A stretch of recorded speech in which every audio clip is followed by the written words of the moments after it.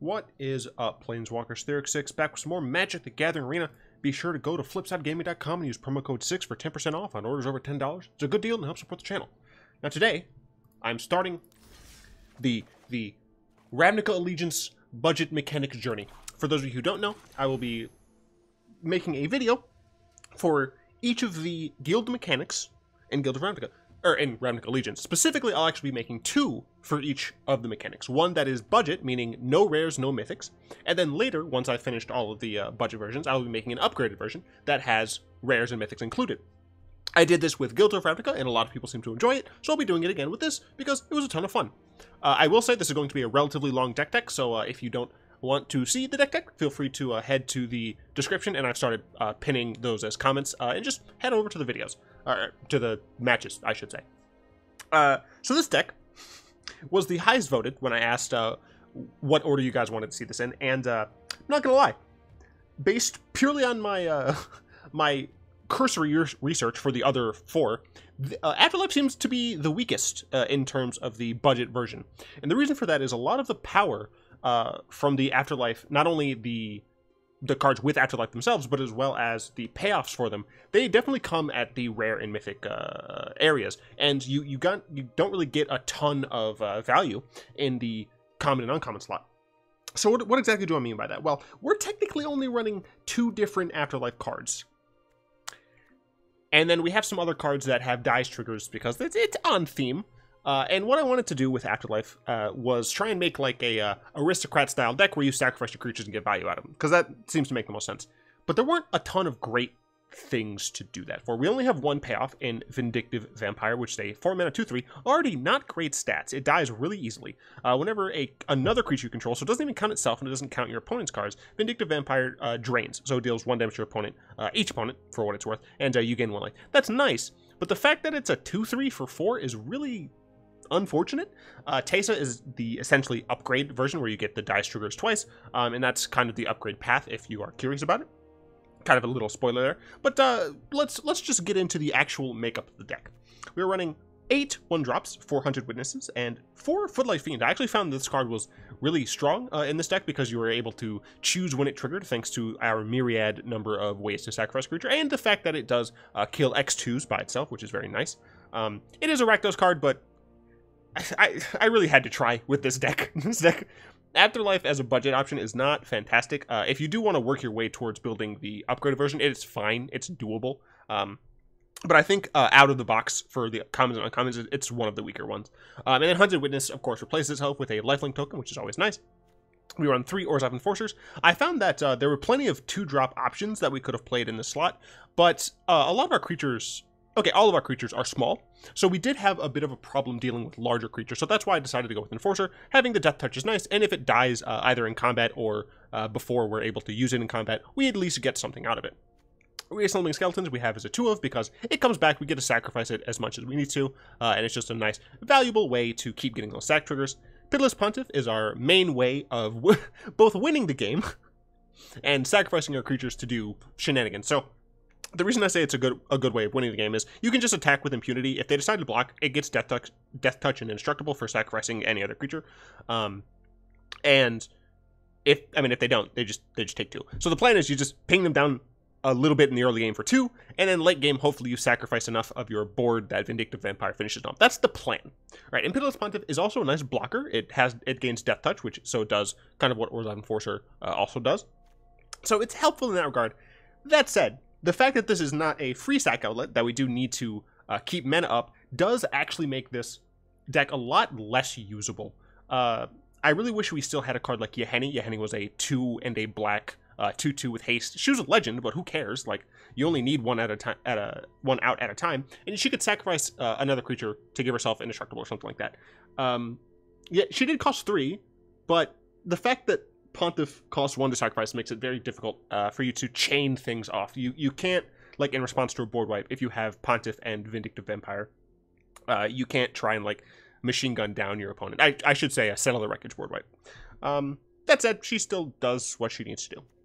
4 Costly Plunders. This is it's a way to draw cards. This deck, as you can probably tell, has very small amount in terms of like actual power. So we do kind of run out of gas relatively quickly, and we want to make sure that we can continually refuel. Being able to sack something like Reassembling Skeletons or a creature in response that's just going to die anyway, it's very nice, the fact that it's instant speed. I did try out the new one that is sorcery speed, that you have to sacrifice 2 creatures and you draw, I think, 3 cards. But the fact that it was sorcery speed was actually the biggest problem with it. It wasn't that you had to sacrifice 2 creatures. Plenty of times in the game, we had like a skeleton and a hunted witness, and we could sacrifice both of those and draw some cards. But the fact that it was sorcery speed kind of was just slowing down our ability to hold up mana for something like Pontiff, hold up mana for something like Final Payment or something like that. So I just found that Costly Plunder was a little bit better, and we were running 4 because we need to, not because we want to. Speaking of card draw, I have a single Orzhov Locket in this deck, and you might be saying, Theorix, why are you running it doesn't actually show here, why are you running 61 cards and an Orzhov Locket? The reason for that is because I'm running 23 lands, and with just 23 lands, I would either be super choked sometimes, or super flooded sometimes, and I have no idea why. At 24, always flood. At 22, always choked. At 23, it was like super flood or super choke. The Orzhov Locket has seemed to help a little bit, because if you end up flooding, then you can just get rid of it and draw some cards. If you end up getting choked on mana, then you can go ahead and cast it, and it helps you out a little bit. I found the single Locket helpful. That's why it's in the deck. I don't love that it's here, but it kind of has to be. 3, Ministrant of Obligation. This is not Lingering Souls, but it's like the best we have. The fact that it's a 3-mana 2/1 is not great, but it is Afterlife 2, which means that if it dies to like a board wipe or blocking, then you're going to still have the same amount of power on the board, so that's very helpful. Plaguecrafter is actually a phenomenal card in this deck because of the number of things that we want to end up dying. This card might actually still make it to the finalized version. So whenever a card goes from the budget version into the finalized version, you know it's good. So I definitely think that Plaguecrafter and Pitiless Pontiff are the cards that are most likely to continue to see play even in the upgraded version, because of the fact that Plaguecrafter, it's pretty much good whenever. If you have to, you can sacrifice itself, but all other times it acts as like a really valuable like removal spell that you don't get to choose what creature dies. It's very nice. And I've already talked a little bit about Vampire. We do have a little bit of removal. This was a little bit more. Initially, we ran 3 payments, I think 2 Tribunals and 2 Mortifies, but I found that I was just running out of gas and I needed more creatures, so we added more creature density. Final Payment is actually a really flexible card. You can kill anything, and sometimes you're fine paying the life. We do have Conclave Tribunal, so if you're at a point where you need to and you can't pay the life, then hopefully whatever's under the Tribunal, you can sacrifice that.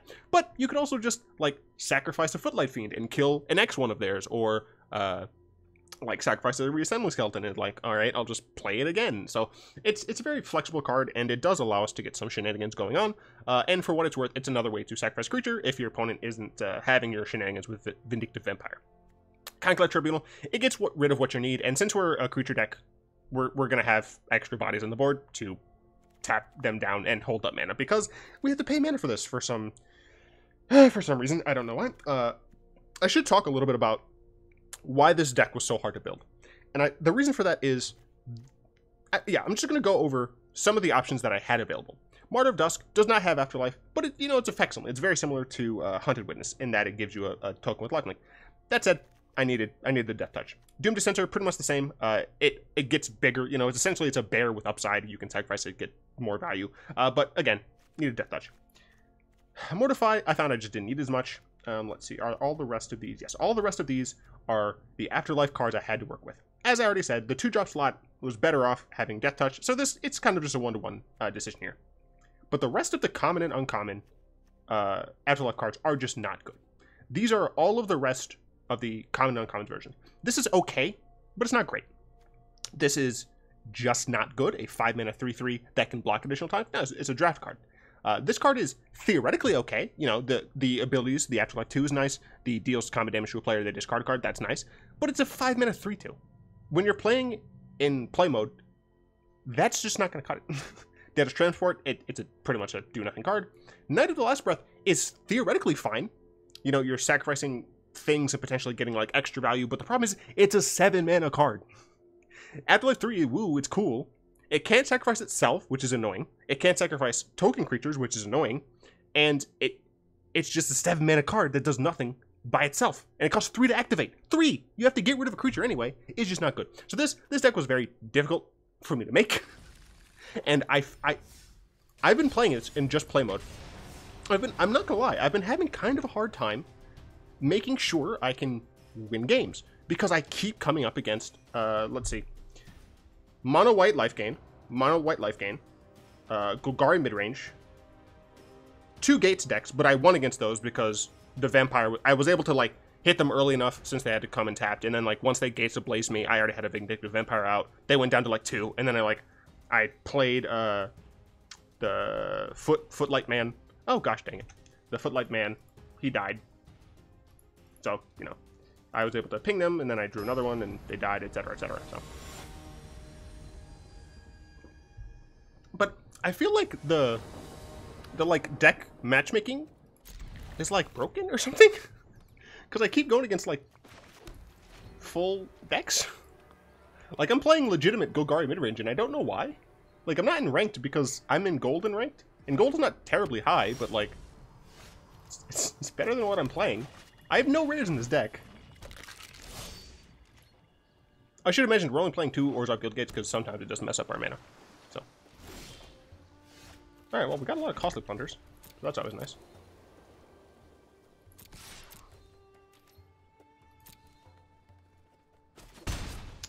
I think they're just going to Growth Spile end of turn here. I don't know what exactly deck they're playing, but I'd like to use this Costly Plunder, see if I can get something nice.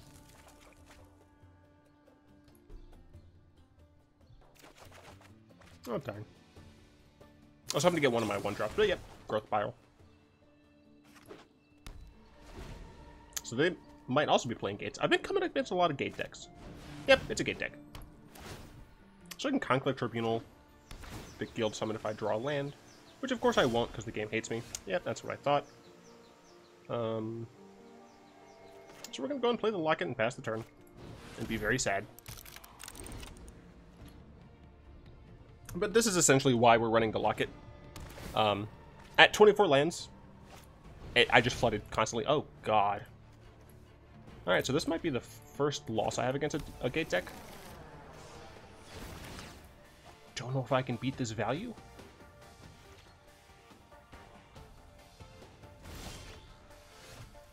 We got rid of one of those.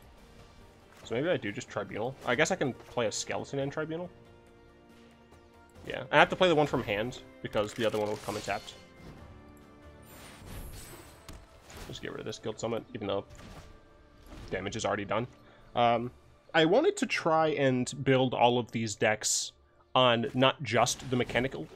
Yay. Not just the mechanical theme, but also, you know, a deck theme. Near the end of... Jeez. But that's fine, I have a Plaguecrafter. Near the end of the GRN decks, I did the same. Guess I can Plaguecrafter and replay the Skeleton. So as I said, Plaguecrafter is very helpful. You know, I think the correct answer is just play the Skeleton end of their turn. So what I wanted to do here was, for the Orzhov, I wanted to have Aristocrats decks, a budget one and an upgraded one. For the Riot, I wanted to have kind of an aggressive mid-range deck. For the Rakdos, I wanted just an aggressive deck, straight up aggression. The Azorius one, I wanted to try and have like a main phase control deck, just something a little bit different than like the end turn control decks that we've seen before. Simic, I wanted kind of a value mid-range deck, so more late game. Am I missing one? I think that was all of them. Orzhov, Azorius, Rakdos, Gruul, Simic, yeah. So that's the plan. The problem is some of those are easier to do than others. Specifically, I think this is the hardest one to do. The fact that it really... Aristocrats does definitely require a specific density of threats and a specific sequence of those threats before you're able to, you know, really effectively pressure your opponent and try and win. That said, I'm not doing terribly here. Part of me does want to play Vindictive Vampire. I don't believe that... No, I drew this for turn, so I haven't played a land yet. So I'm going to Costly Plunder my Skeleton while my opponent is tapped out. Okay, drew some lands. And I think, honestly, I'm just going to double Skeleton back up. Because my opponent likely is sitting on some board wipes. My only problem is once they start... Jeez. The problem is my opponent has such a mana advantage. So yeah, essentially I need to just get them down to a point where... Sure, that's fine. Oh gosh. I need to get them to a point where they don't have a lot of life left. And then Vindictive Vampire just, like, kills them. Do I want to try and... I think I want to try and Skeleton into Costly Plunder.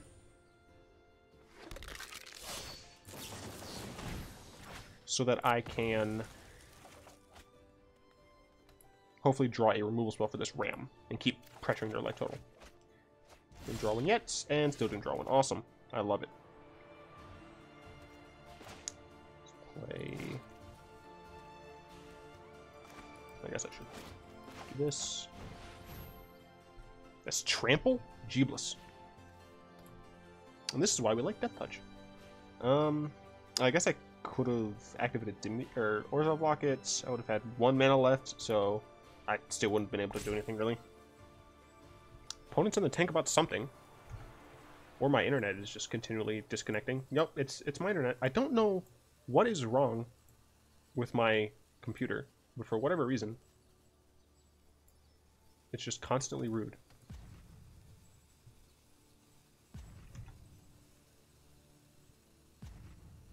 Pretty sure it's going to tell me I've disconnected.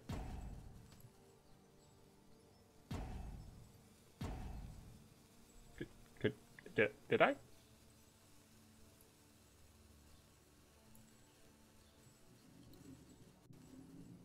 Do.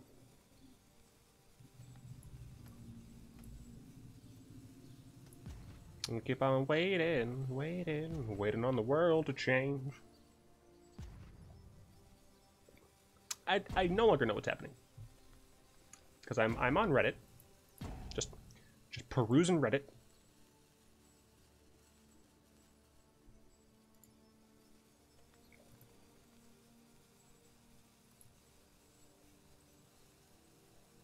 All right. Anyway.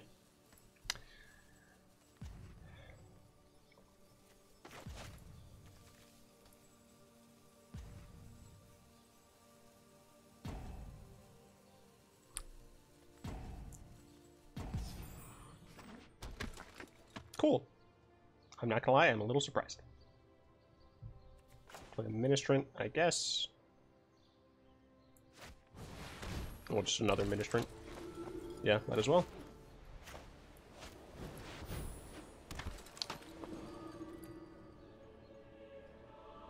I kind of want to attack my opponent since they're not here. I guess I'll just pass.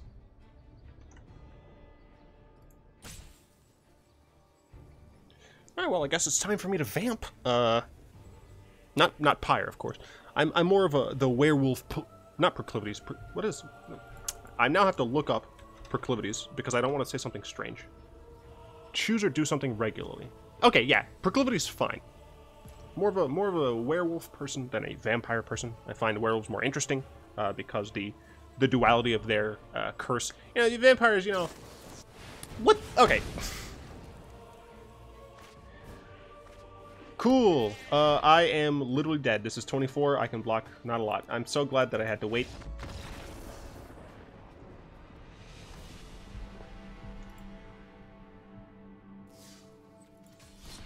Yeah, deck's very difficult. I love the new backsplashes, for what it's worth. And if you guys think that there's a better budget version of Afterlife, feel free to let me know. But, by gosh, this was the highest voted one, and honestly... I just feel like I feel like I've disappointed you all because I'm disappointed myself. I am so frustrated at how bad so many of the common and uncommon Afterlife cards are.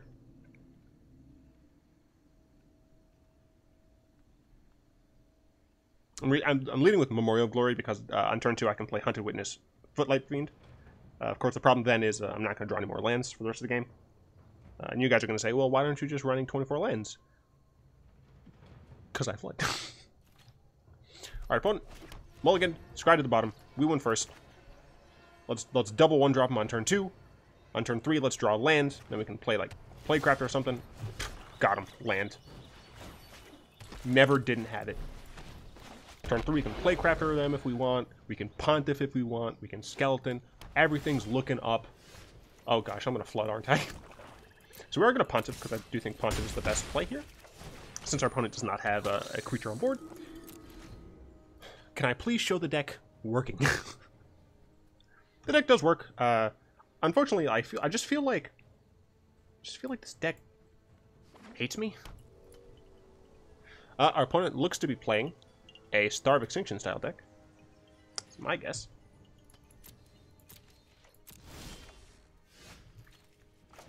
I'm going to go and play a Skeleton. Because we want to make sure that we can hold up mana to do things. Now, of course, if our opponent just plays a land and passes, then they probably have Settle the Wreckage, and we don't want to get hit by Settle the Wreckage. Deafening Clarion, alright. That is fine. Allow me to sacrifice my Skeleton. Yeah, I mean, both of the things would die anyway, but we're only losing 2 creatures, so that's totally fine with me. Awesome! That's the really good thing about this deck, is that sometimes your opponent just utilizes board wipes, and it doesn't matter. So if you're sick of specifically Deafening Clarion, Gates Ablaze, Cleansing Nova, if you're sick of specifically those, totally fine. I'm probably going to end up running some number of Kaya's Wrath in the upgraded version. Possibly just one, because the deck still can get overrun. But the fact that Kaya's Wrath doesn't affect you nearly as much as it affects your opponent makes the card really strong in the style of deck. Of course, we get Double Swamp. I cannot keep this hand. I guess I'll keep this. I hate everything. No, thank you. So we do have turn 2 into turn 3, another 2-drop. It looks like we're... Okay, cool. We're going to play the Enforcer first. Probably going up against actual Golgari midrange, which is one of the things I found is, like, I keep going up against real decks. Oh my gosh. It's another Afterlife, bro. Hello, friend. Oh, I'm going to flood now, aren't I? I haven't put it on the bottom. Oh, I'm not gonna lie, I'm kind of surprised. Gonna go and play this Ministrant of Obligation. I didn't talk about Memorial to Folly, did I? We're running a few of those because we need to. We need more bodies. Oh gosh, I am out of practice. My loss is more certain than death or taxes. He's playing the same deck, except, well, I'm playing a budget version. Do I block here? Do I block here? No. I fear resources anyway, so I think I need to do better with those resources than my opponent can. Which means I'm going all in, baby. Betting it all on black and white.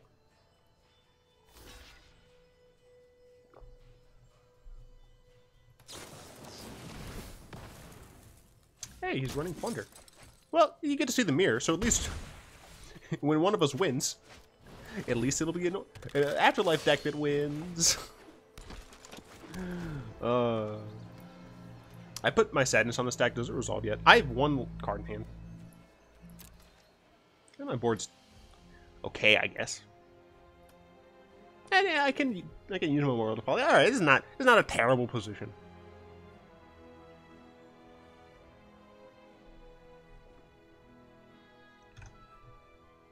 I have to continually go and check my internet. I think I just need a better wireless adapter. So I'll probably look into that. Oh, Midnight Reaper. That's a great card. It's a fantastic card to have in an upgraded version. Oh, Orzhov Locket. I'm so glad. I guess I can draw with it next turn.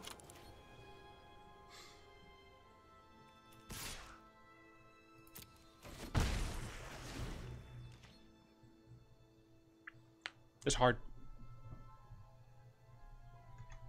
Because I love the style of deck. I love the colors. I love the gameplay. But my goodness. The actual deck is garbage. Just the budget version. I think like actually having things like Midnight Reaper, like Teysa, potentially the Mythic Angel whose name I forgot. Having those, I think, is something like good enough to be actually strong. But my gosh, not having those rares and mythics really hurts this deck. A lot more than the other ones, right? There's plenty of good common and uncommon adapt. There's fantastic common and uncommon riot cards for sure. Even Spectacle, I think, has some decent commons and uncommons. But by gosh, the Afterlife cards kind of lacking. Let's draw some cards. Oh, cool. I love it.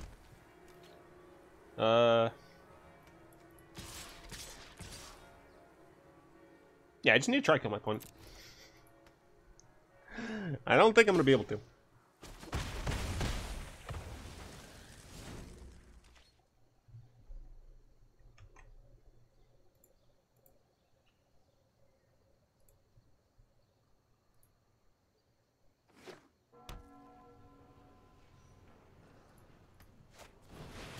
Elder Reborn, you say?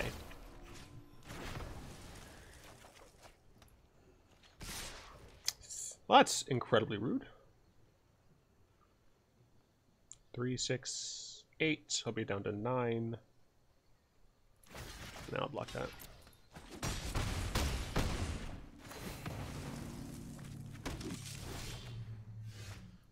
Of course, I have so many Costly Plunders, and he's going to make me discard next turn anyway. I only have 2 black. Ugh. Okay, I'll attack first. Yeah, I mean, I'm pretty sure I just lost. I did think about putting Ultraborn in the deck, but it felt wrong.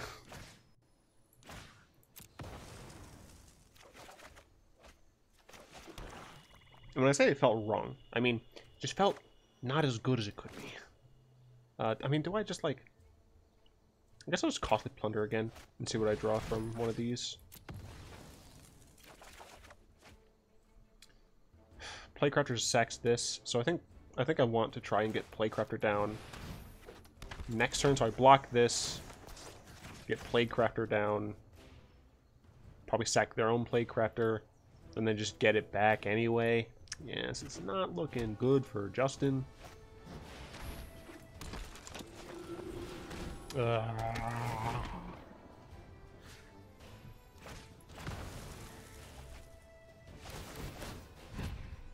As you can see, Midnight Reaper, fantastic card in this deck.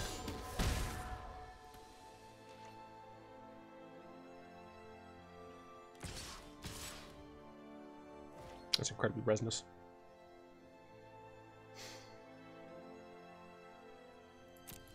Yeah, I'm not sure there's a single thing I can do here.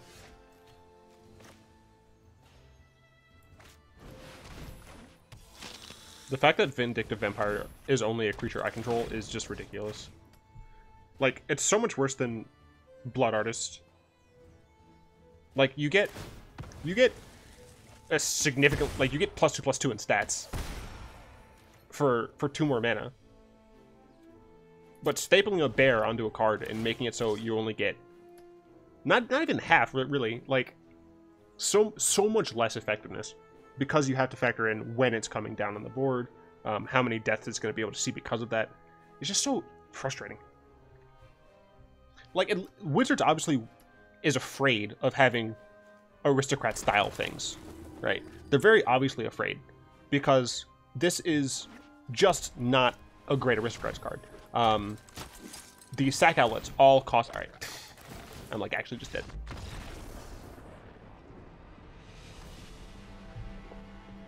We'll play another game, since I've been away for a while. But this is definitely the deck of the mechanics that I'm the most disappointed by. Like, personally disappointed. Could I have built it better? Probably. This is meant to be the budget version. Why do you do this to me, game? Yeah, I also don't know what's wrong with my internet.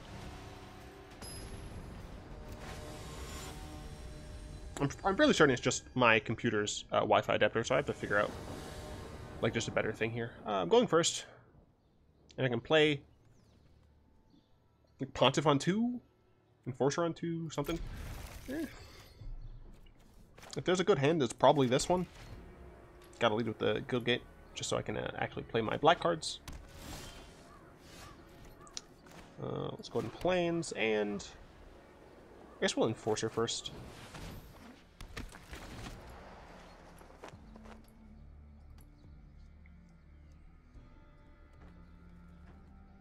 And let's see what our opponent is on. Are they on Vamps, or are they on Afterlife again? Or as well? Nope, they're on something else entirely.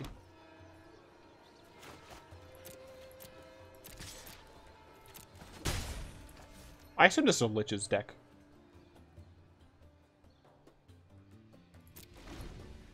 So I'm probably just going to draw some cards end of turn.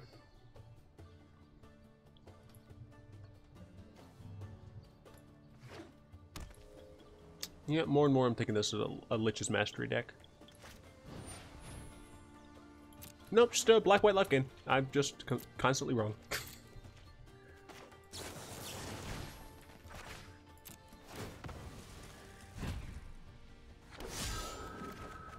Plaguecrafter is decent. Another land, even more decent. Well, arguably. I will go ahead and get Vindictive Vampire down now, so that once I start getting the Pontiff value going, essentially it's just so I can actually, like, freaking have this thing see deaths. Especially since we're going against a Lifegain deck, and we chip in, like, for small points of damage here and there. So, hopefully they just play, like, a single Ajani's Pridemate or something. Can't use Dawn of Hope yet. I need 4 mana for that. For those of you who do not know, this is Dawn of Hope. Just another Dawn of Hope. Okay. Not getting rid of that anytime soon. Frankly, I would enjoy to have more lands. So I'm going to go ahead and sacrifice my Spirit. And hopefully draw some lands. I hate everything. And this is why I run 4 Costly Plunders. Oh gosh, this game hates me. No, it's fine. Yeah, as I said, I think the upgraded version of this deck is going to be significantly better. Like, it'll be night and day. But of course, they're the tokens version. Oh right, this is probably just like actual tokens. Because they're playing this. Yeah, they're probably also playing the big token thing. I'm gonna go with type of both. Cool. Once again, I'm going to Costly Plunder because I need cards.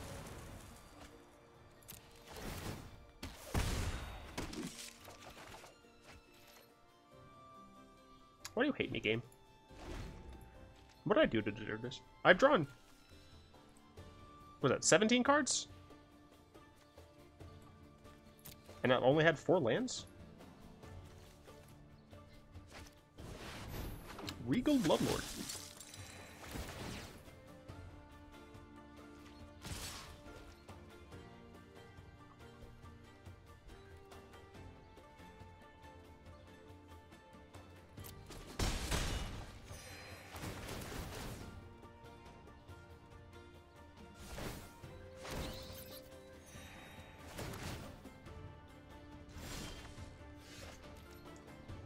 Why do you hate me so much?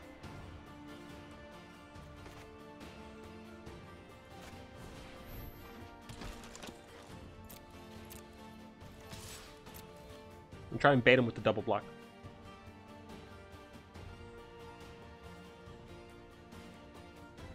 I mean, honestly, my opponent just, like, shouldn't block at all. Like, they shouldn't care. They're going to outpace my damage so easily with these Dawn of Hopes. Right, they don't have to play another card for the rest of the game, and I don't know if we would win. I'm just going to final payment this.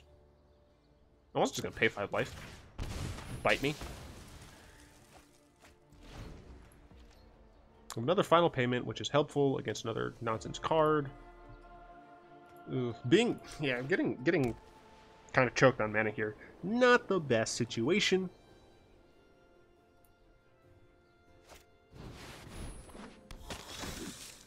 Of course, they had another Bloodlord. That's fine. That's fine. I didn't want to showcase a fun deck or anything like that. It's fine.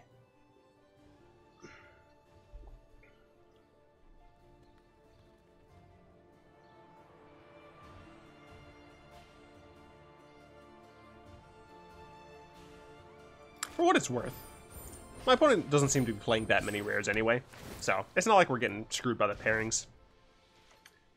But I mean, we would need Conclave Tribunal to get this back. And it'd be great if we had lands. We can't play like any other black cards because we need to final payment this.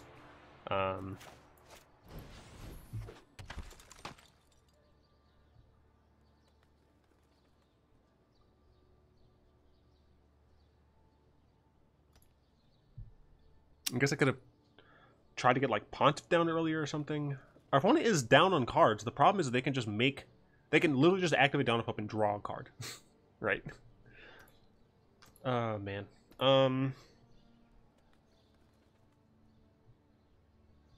Just get final payment. I do this, cancel.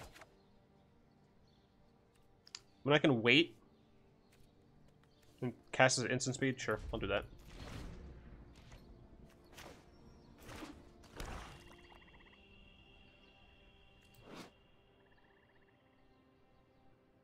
These are really veiny bets. Very, very veiny bets.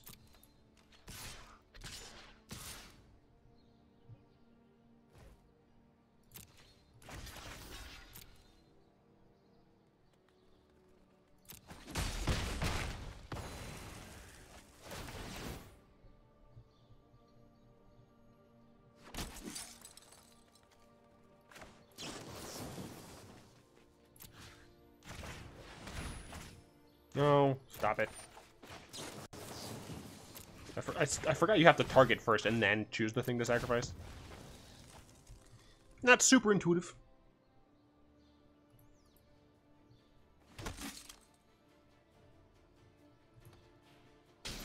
I wanted to do that before they drew, because they could theoretically have some sort of protection effect.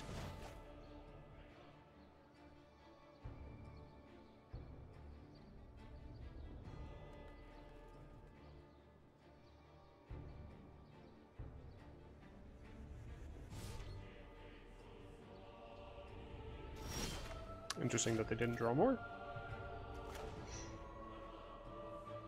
Okay. So I'm going to play Pontiff. I'm going to play Enforcer. Fudge. They might have Settle the Wreckage. Is it that bad if they have Settle? I just lose my entire token army. No, I think I do still attack. The lifelink is helpful. Yeah, sure, that's fine. They can't draw from that. I guess they could block two of them. Still fine.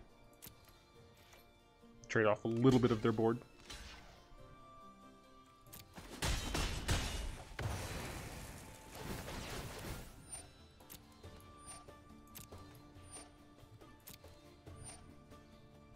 Jeebless. Alright, let's see what you have.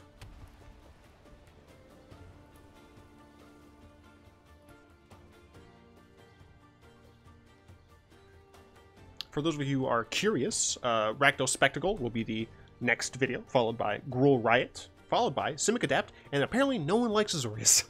Azorius shall be the last of the budget mechanics, and after that I will probably end up doing some more like... what's the word I'm looking for? Like random things, and then I'll end up doing the upgraded ones. Or maybe I'll do all the upgraded ones like immediately following. I don't know. It might be too samey. I'll think about it. I mean, I guess they just keep making Dawn of Hope things.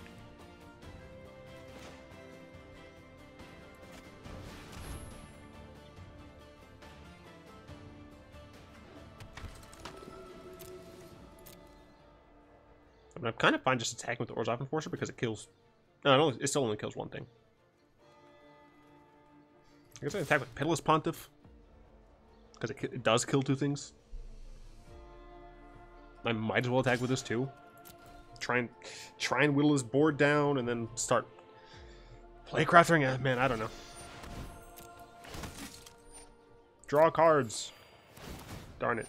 Yeah, wait, draw cards. Do it. Oh my gosh, they're doing it. Oh, wait. Wait, yeah, that's probably a good thing for them to do.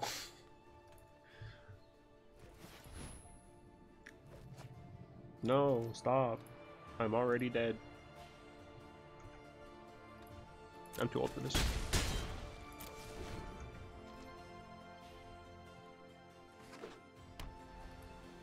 I just died in your arms tonight. Must have been something you said. I don't actually know the words for that. So I'm gonna shut the hell up.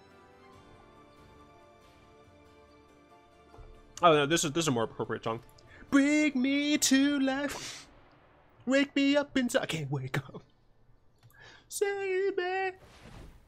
Call my name and save me. I can't. I really should stop. Stop, opponent. Stop. This is why Kaya's Wrath would be so nice.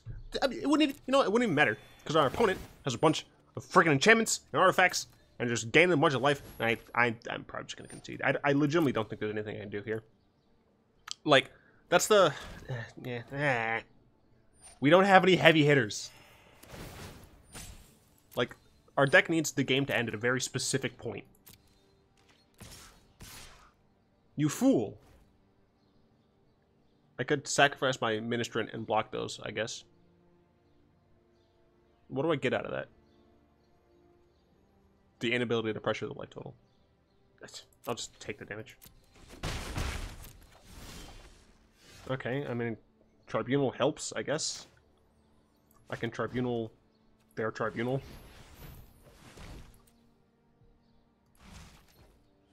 I could Tribunal the Johnny's Welcome so that they can't gain life. They have to attack to gain life. I think this is slightly better. Just prolongs the inevitable.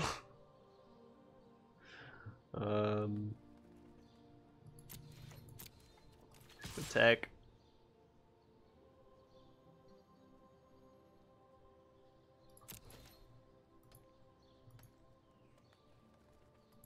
Oh wow, they didn't block. It's as if they can just gain life at the flip of a hat? No, drop of a hat. I'm still not feeling great, so don't judge me too harshly. Or do, I don't care. By the way, I really appreciate all of your guys' awesome understanding. Oh, look, it's Divine Visitation. After I've already used my Conclave. Who would have thought? Wow. Wasn't this nice? For those of you who stayed with me, this is the point in the video where I completely lost my mind, and yeah.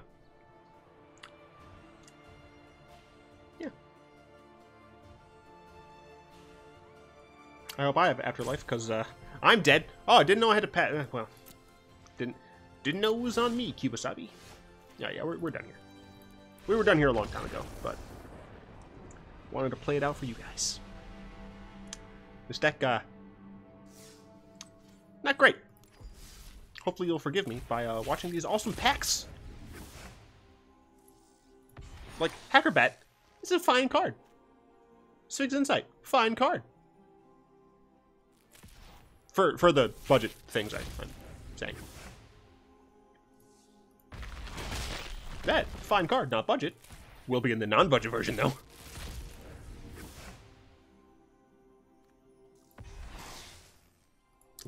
Still looking for other mechanics. This right here. This is the type of thing that Afterlife needed. I don't know what it would have done, but Rhythm of Wild is like a fantastic Riot helper, and it's an uncommon. We don't have that in Afterlife at all, and it makes me sad. So, like, we're gonna try like Dovin's Acuity and the Addendum deck. I don't remember exactly what I had for Adapt. I just remember the Adapt cards weren't terrible. But yeah, that's budget Afterlife. It needs the rares. It really does. That said, you know, like if you're not sure about these budget videos, they're not for everyone. You know, people liked him in Guild of Ravnica. I just think that unfortunately, like in Guild of Ravnica, what was the card? Dimir was definitely the easiest. It was easily the best out of the box. Surveil, there were so many Surveil cards, and so many of them were good at common and uncommon. So many payout cards. Surveil was easily the best. I think it was Convoke. I think Convoke had the fewest really strong cards in common and uncommon. And I think the rest were all, like, kind of fine. Undergrowth, I don't remember being terrible or great. I don't remember Jumpstart at all. To be fair, I'm not a big fan of the Jumpstart mechanic. Mentor was fine both times, right?